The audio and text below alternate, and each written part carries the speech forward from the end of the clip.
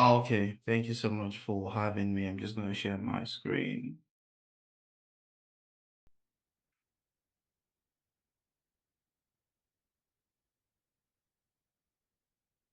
Okay, it's such an honor to be here today. Which is the 17th day in the month of August, and I think I must have met quite a few people here before now, and maybe due to what I do online. And so my name is Dr. Igbalajobi, and I'm the founder of Scholarships Cafe. It's such a privilege to be here with my brother, Samuel Ogunshola, which is also part of Scholarships Cafe. And my story started you know, um, about 10 years ago, or 11 years ago now.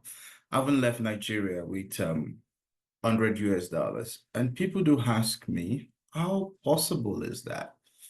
And my answer is that can only be possible if you had won a scholarship, especially scholarship like MasterCard, scholarship like Chevening, scholarship like the Korean government scholarship, which my story as well was quite amazing. I don't say it all the time, but I left home at the very point where my parents and my family were divided on me going to South Korea or not. This was me that was pretty young. I had my dream really scary.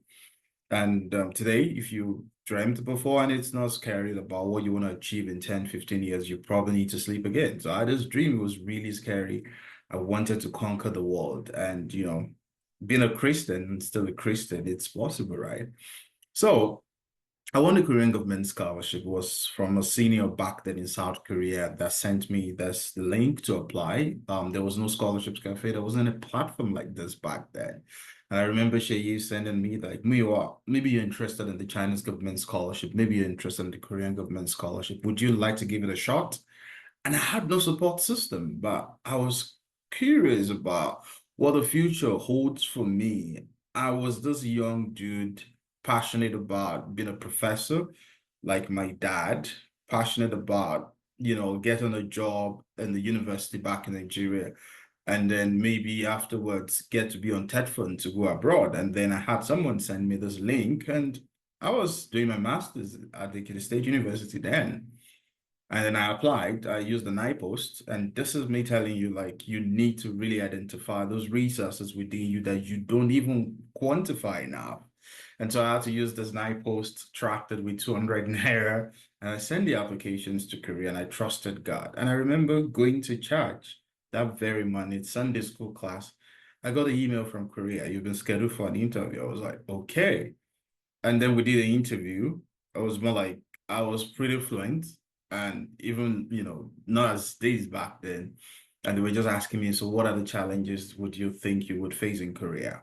And one thing I want you to learn from it is the fact that I told them, yes, the challenges could be language, but I already see that as a stepping stone to my success story. And I won the Korean government scholarship. The Chinese government scholarship also came. And then my parents were divided.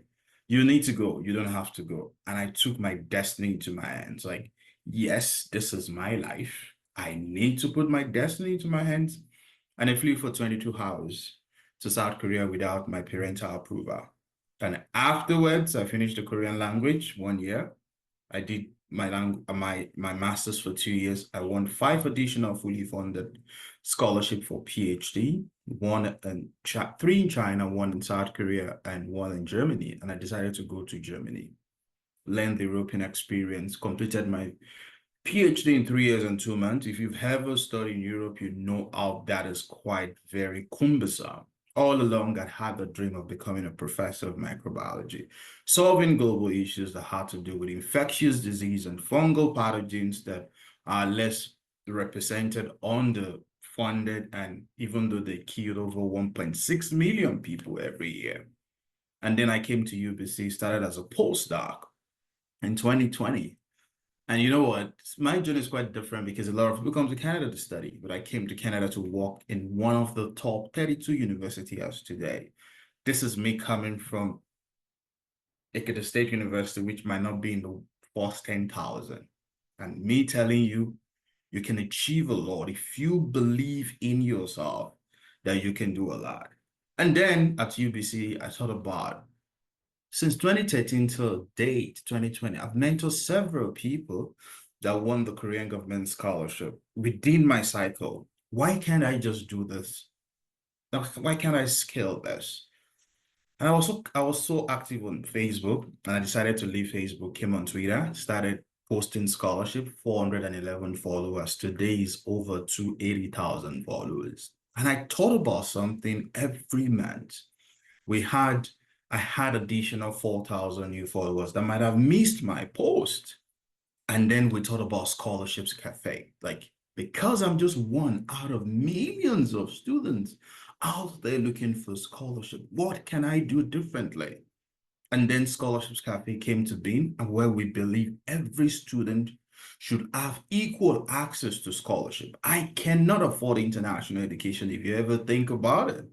But I won a scholarship that took me across 3 continents without having to pay a dime.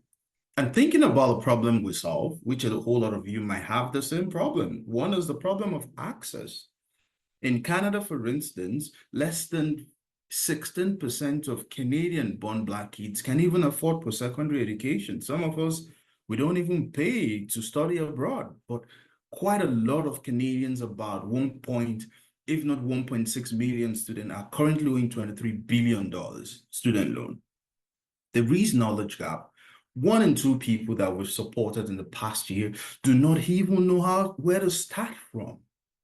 And so for me, I thought about what can we do differently? And that was what came about, having a AI-powered tool that can effectively match you with scholarship. And also people talk about my academic CV out there. And we're currently building a tool that could also help you craft your academic CV to what is obtainable.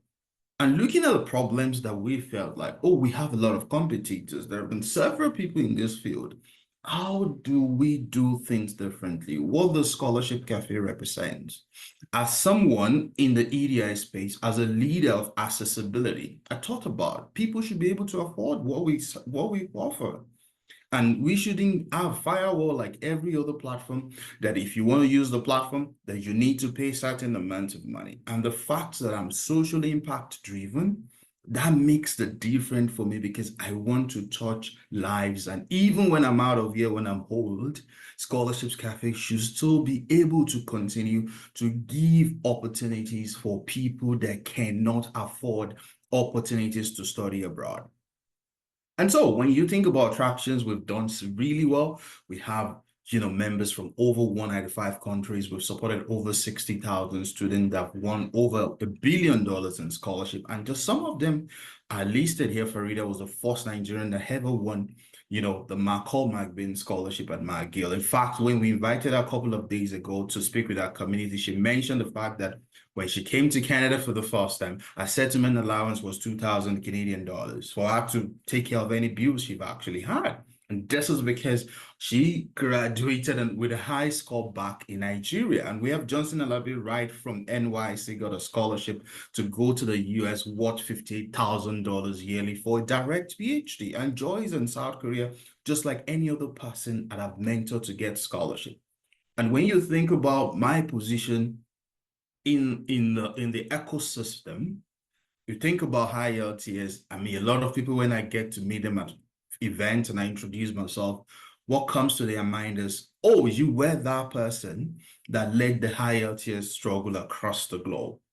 And do you know what happens? Because today someone still questioned me, like, Dr. Miwa, we need you to reach out to a certain university. And I told them, you win some battles, you lose some battles. Because over the years, you don't even understand. I put so many things on the line to actually challenge systemic racism, including my own career. So as a leader, you need to understand that there are people that depends on you, and there are certain things you can't even afford to do. And basically, while you're building that solution as well, it is not every solution that is also scalable. As leaders, as leaders, we are always passionate about seeing all the things solved. We always assume there is a problem. When I started Scholarships Cafe, I built the right product for a wrong set of people. And that was because I thought institutions were actually interested in DEI supporting underrepresented students to get scholarship. And guess what?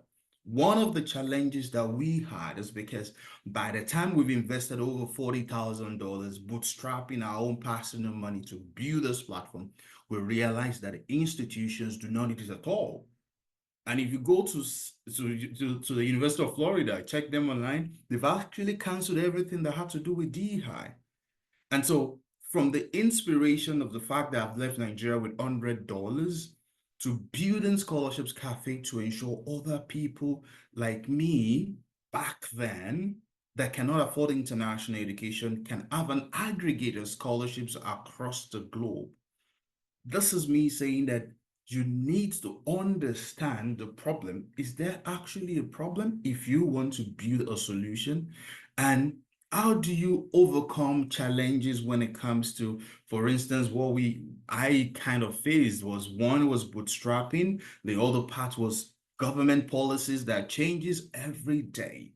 And compared to some of our competitors in the community, we also got feedback from people that use their product because they were not customer centric. And we built on that to say, okay, we are empathetic, we are sympathetic, we see you, we feel you. And so when you think about building a product, when you think about building a solution, when you think about addressing a problem, when you think about putting yourself out there, you should understand that when it's driven by social impact, where most investors might not really be interested in you, you are actually changing lives. You're changing the status quo. And these are just few of the success stories I've had in the last 7 months. And recently I received a call. Oh, you've been recognized for a particular award in the city of Abuja, which I'm not, allowed to mention here yet. It's going to come out later. And I realized that in all this, that I've achieved across the globe, I'm still not satisfied. Why? Because I realize I've done so much for the international community and coming to the Canadian system, how do I, Muyiwa, change the narrative of increasing the numbers of Black students that can access education, that can actually have a qualification that is at least a bachelor degree? So my advice to you all today is the fact that if you're building a solution, do not build a solution with emotions. You need to understand there is a problem. And then if there is a problem, is this problem universal? And if the problem is universal, is the solution I'm building scalable? And embrace technology, be adaptive, get to understand what your customer needs. And I just gave a 3-minute pitch here to talk about what Scholarships Cafe offer, to talk about the problem in the Canadian system. And I won the 3-minute pitch because they could relate to the problem that I discussed and the solution that I've provided. And so today I'm challenging you. You might be in high school, you might be in a bachelor, you might be doing your master's, you might be looking for scholarship. You might have seen my face as plastered everywhere.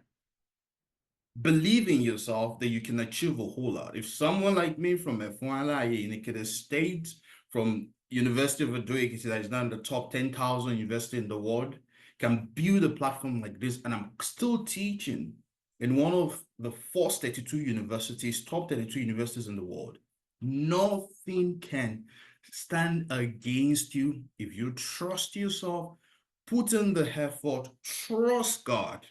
And one of the things, one of my own, ideology or what I do say is that as long as God is involved, as long as you trust God, just leave everything to Him. Even in the clueless period of time, you get those ideas comes. And when you invest in them properly and seek for mentorship, I believe, the sky is just the starting point. Thank you so much. And I will just hold on for the plenary sessions for questions. I appreciate you once again for inviting me, and all the best to you all. Bye.